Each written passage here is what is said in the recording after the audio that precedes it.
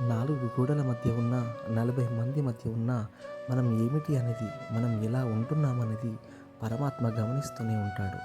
తప్పొప్పులు ఎప్పటికప్పుడు కర్మఫలం జాబితాలోకి వెళుతూనే ఉంటాయి. అందుకే మనకు నచ్చినట్లు మనం ఉండటం కాదు, దైవం మెచ్చే విధంగా ఉండటానికి ప్రయత్నించాలి. అహాన్ని చంపుకుంటూ దైవాన్ని స్మరిస్తూ జీవిస్తుంటే మనస్సులో ఏ కల్మషం దరిచేరదు. మన చేతుల్లో, మన చేతల్లో ఉన్న విషయాలను మనం సక్రమంగా చేయగలిగితే అత్యాశ లేని ఆనందం, ఆరాటం లేని ప్రశాంతత దక్కుతాయి. ఆపై దైవం సహకారం ఎల్లవేళలా మనకు కలుగుతుంది.